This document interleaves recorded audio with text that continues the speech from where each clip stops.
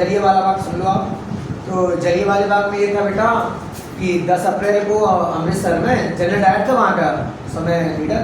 तो general Dyer ने करके चला गया था बेटा, अनाउंस करके चला गया था नगर में मीटिंग नहीं होगी, बट वहाँ के लोगों ने करा बेटा 13 अप्रैल को अमृतसर के जलियांवाला बाग में हर मीटिंग निकाली, अरेंज कर ली।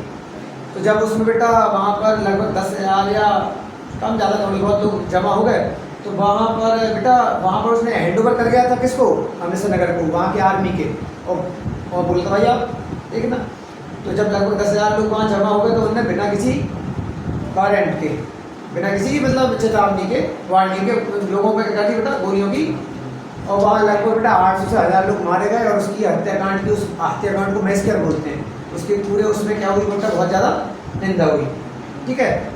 उसके बाद उसका आपने पढ़ा होगा रॉलेट एक्ट। रॉलेट एक्ट नहीं, साइमन कमीशन। साइमन कमीशन बेटा ये था कि उस मीटिंग जो जलियांवाला हत्याकांड हुआ था ना, उसके सर्वे करने के लिए एक कमेटी बनाई, जिसके लीडर कौन थे, सर जायमन थे। तो लीडर थे सर जायमन। तो उसमें कोई भी एक भी क्या नहीं था बेटा, अपना इंडियन नहीं था।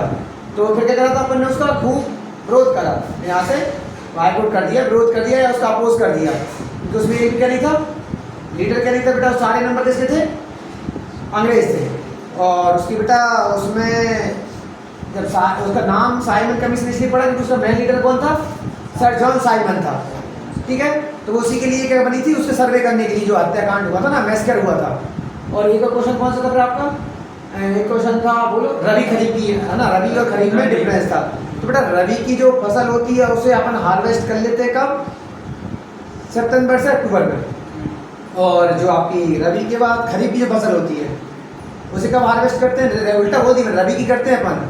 रबी जो अपन बोलते हैं गेहूँ और चना, मतलब आपका गेहूँ को बीट बोलते हैं और चने को क्या बोलते हैं, ग्रेन। तो उनको अपन कब बेटा बोलते हैं, कब हार्वेस्ट करते हैं, अप्रैल से मार्च, मार्च अप्रैल से में हार्वेस्ट करते हैं। और इसको कब करते हैं हार्वेस्ट बेटा, खरीफ को सितंबर से अक्टूबर। अभी अक्टूबर में लगभग अपन काट लेंगे ना अपनी धान। और बेटा इसका प्रोडक्शन लेस होता है किसका, खरीफ का, क्योंकि सबके पास जो होती है पानी वानी की सुविधा अवेलेबल नहीं हो पाती, तो इसका प्रोडक्शन लेस होता है, इसका प्रोडक्शन ज़्यादा होता है। ओके। और एक आध दो एग्जाम्पल भी आपने दे दिया।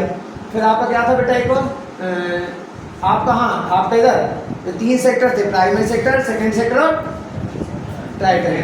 तो प्राइमरी सेक्टर आपका बेटा उसमें एग्रीकल्चर जो आपका पूरा जो नेचर बेस्ड होता है वो प्राइमरी सेक्टर, और अगर जो रिप्रोडक्शन रहेगा उन चीज़ों से वो रहेगा सेकेंडरी।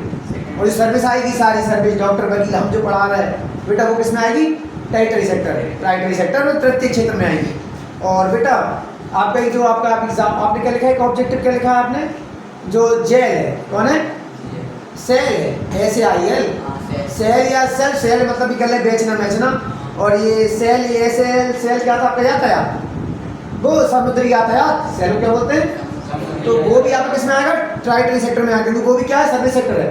ये ट्रांसपोर्ट किस में आता है, टर्टियरी सेक्टर में। और आपके मैंने आपको पढ़ाया था, आज बेटा क्या पढ़ाया था मैंने आपको, आपके कौन कौन से स्टेट, कौन कौन से स्टेट किस में जाते हैं बेटा, कौन कौन सा प्रोडक्शन होता है किस स्टेट में, कौन सा मिनरल्स ज़्यादा है। तो सुनना, तो आपका डायमंड है सबसे ज़्यादा अपने MP में, और डायमंड बेटा सबसे हार्डेस्ट वो है।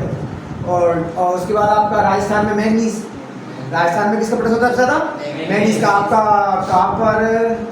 कापर का काम होता है महाराष्ट्र में, 52% प्रोडक्शन होता है कापर का।